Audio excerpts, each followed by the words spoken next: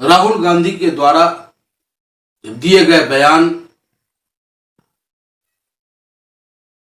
कि भाई चोर जो भी है, जितने भी पैसे लेके भागने वाले लोग हैं, उसका सरनेम मोदी ही क्यों है। इन शब्दों पे कोर्ट ने संज्ञान लिया। भारतीय जनता पार्टी के विधायक प्रणेंद्र मोदी ने, जो गुजरात का रहने वाला है, उसने कोर्ट में अपील की। अब देखिए, कोर्ट के निर्णय पे तो मैं उंगली नहीं उठा सकता, क्योंकि कोर्ट सर्वमान्य है। न्यायपालिका लोकतंत्र का मजबूत स्तंभ है। कमजोर और गरीब, किसान, छात्र, नौजवानों की उम्मीद है कोर्ट। अदालतें जो है उम्मीद है। लेकिन जिस तरीके का फैसला आया, और फैसला आने के बाद जो राजनीतिक बवंडर आज उठ रहा है, लोकतंत्र की हत्या, तानाशाह सरकार, तरह तरह की बातें आ रही है। लेकिन मैं पीछे आपको लेकर चलना चाहता हूं। क्या उस वक्त लोकतंत्र की हत्या नहीं हो रही थी? जब आजम खान के खिलाफ कार्रवाई हो रहा था, क्या उस वक्त लोकतंत्र की हत्या नहीं हो रही थी? जब देश की बेटी बिल्किस अपने न्याय का गुहार लगा रहा था और सरकार दूसरी तरफ लाल किले से तो कह रहे थे पढ़ो बेटियां, बढ़ो बेटियां, और दूसरी तरफ बलात्कारियों को रिहा करने के लिए पत्र जारी गृह मंत्रालय से किया जाता है। क्या उस वक्त लोकतंत्र हत्या नहीं हुई? क्या जुनैद और नासिर के हत्यारे आज तक गिरफ्तार नहीं हुए? 5,000 का इनाम रखा जाता है और उसके परिजनों को संविधान के दायरे में रहकर प्रदर्शन करने तक का अधिकार आपने नहीं दिया। उसे खदेड़ने का काम किया आपने। क्या वो लोकतंत्र की हत्या नहीं है? आज वो मजबूर है, वो परिवार, अपने बच्चों को लेकर के, उसकी पत्नी, उसकी मां, उसके पिता, उसके भाई। क्या जुनैद और नासिर के परिवार के साथ राजस्थान की सरकार जो कर रहा है, क्या यह लोकतंत्र की हत्या नहीं है? सवाल उठता है, आखिर पर्सनल स्वार्थ की लड़ाई क्यों?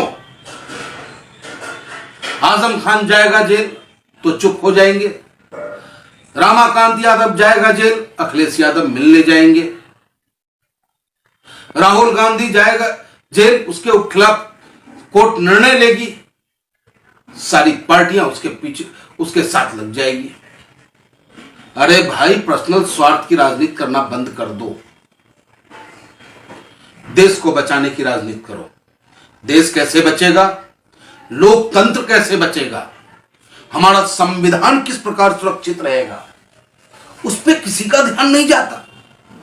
सब अपनी अपनी डफली और अपनी अपनी राग। मैं अपील करना चाहता हूं आप तमाम विपक्षी पार्टियों से, वाकई आपके अंदर देश की कुर्बानी देने वाले पूर्वजों के लिए सम्मान है, वाकई आप चाहते हैं कि लोकतंत्र सुरक्षित रहे और संविधान सुरक्षित रहे, तो मैं सीना ठोक के दावे के साथ कह सकता हूं कि संविधान की रक्षा अगर हो सकता है तो सिर्फ और सिर्फ बैरिस्टर असदुद्दीन ओवैसी के नेतृत्व में हो सकता है। क्योंकि बैरिस्टर असदुद्दीन ओवैसी साहब कभी भी संविधान से हट के कोई बात नहीं की।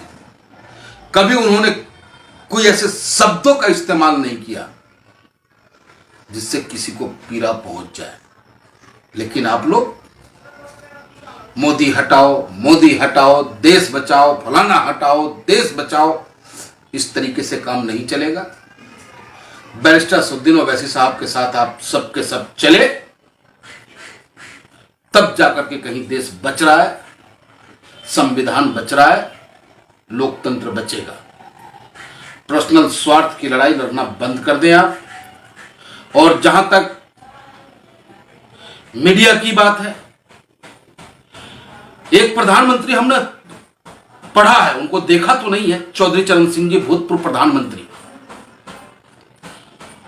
उनके बारे में कहा जाता था कि जिस दिन भी अखबार उनके समर्थन में लिखते थे वो बड़ा दुखी होते थे कि लोग ये ना समझ जाए कि कहीं इस पत्रकार को खरीद तो नहीं लिया सरकार ने, या सरकार के दबाव में तो नहीं लिखा जा रहा है। लेकिन आज की पत्रकारिता चरण वंदना करने में लगे हुए हैं, हर बात को उल्टी दिशा में दिखाने का कार्य कर रहे हैं। तो मैं आपसे भी अनुरोध करता हूं, लोकतंत्र की मजबूती के लिए कैमरा और कलम को आजाद रहना चाहिए, चाहे सरकार किसी की भी हो।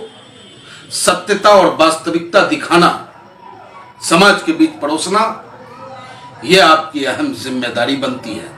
और हम नेताओं को, समाज सेवियों की भी जिम्मेदारी है कि समाज के बीच भाईचारा और एकता का संदेश दें। देश सर्वोपरि है, देश पहले है, देश के साथ किसी को भी, कोई भी अब शब्द बोलने से पहले 100 बार सोचना होगा, क्योंकि ये वही देश है जिस देश ने हजारों दंश झेले, उसके बावजूद उभर करके चट्टान की तरह सीना तान करके आज विश्व में खड़ा है हमारा देश। तो इसकी वजह सिर्फ यह है कि हमारी सांझी संस्कृति जो हमें हमारे बुजुर्गों ने विरासत में दिया। हमारा हिंदुस्तान इतना खूबसूरत है, जहां एक तरफ गुरु ग्रंथ साहब का पाठ होता है, दूसरी तरफ कुरान का होता है, तीसरी तरफ गीता और बाइबल का होता है, रामायण का होता है। यह खूबसूरती है हमारे हिंदुस्तान की। हर सीजन में एक त्योहार हमारे हिंदुस्तान में होता है, यह खूबसूरती है हमारे हिंदुस्तान की। लेकिन इस पे नजर लगाने की जो प्रयास की जा रही है, उसका मैं पुरजोर विरोध करता हूं और मांग करता हूं अपने देश के नौजवानों से कि मेरे भाई, तुम्हारे कंधों पे देश का बोझ है। पढ़े लिखे छात्र नेता बनना कम हो गया, सब इंजीनियर बनना चाहता है। जब पढ़े लिखे लोग राजनीति में आएंगे नहीं तो गंदे लोग हटेंगे कैसे? सिर्फ इतना कह देने मात्र से कि नेता गलत है, इससे आपकी जिम्मेदारी खत्म नहीं होती है। आपकी जिम्मेदारी बनती है कि आप पढ़े लिखे हो तो राजनीति में आए, आप समाज की सेवा करें आप, और जीत करके आप उस हिंदुस्तान के सबसे बड़े पंचायत में बैठ करके पढ़े लिखों की तरह मजबूत हिंदुस्तान के निर्माण को आगे लेकर के चले। इसी विनती के साथ मैं अपील करता हूं अपने देश के प्रधानमंत्री आदरणीय नरेंद्र मोदी जी से कि इस देश में तानाशाह को कभी बर्दाश्त नहीं किया है, चाहे वो कोई रहा हो। तो अपनी तानाशाही रवैया पे आप अंकुश लगाएं। ये देश सबका है, किसी की बाप की बपौती नहीं है ये देश। इस देश को सींचने में सबके बुजुर्गों ने अपनी कुर्बानी दी है। इस देश के विकास में उस मजदूरों का भी महत्वपूर्ण योगदान है जो आप बड़ी बड़ी बिल्डिंगें और फ्लाईओवर देखने का काम करते हैं और इंफ्रास्ट्रक्चर की बात करते हैं, सड़क निर्माण की बात करते हैं, तो वो सड़क निर्माण करने वाला भी हमारे देश का वो मजदूर भाई है। लेकिन बड़ी विडंबना है कि ऊंची बिल्डिंग बनाने वाले लोग आज भी झोपड़ी में सोने पे मजबूर है। बड़ी विडंबना है कि जूता बनाने वाले लोग आज भी उनके पांव में टूटे हुए चप्पल भी नसीब नहीं हो पाता है। तो इन सबको दूर करने का समय है, जात पात को हटाने का समय है, भेदभाव को दूर करने का समय। अब हम 21वीं सदी में चल रहे हैं, 22वीं सदी में हम हैं, 23वीं सदी आ गई हमारी, और आज भी हम वहीं के वहीं अटके पड़े हैं। तो जागो मेरे हिंदुस्तान के नौजवानों, पढ़े लिखे वर्गों, और देश हित में कुछ ऐसा करो कि हमारा देश निरंतर आगे बढ़ता रहे। जय हिंद।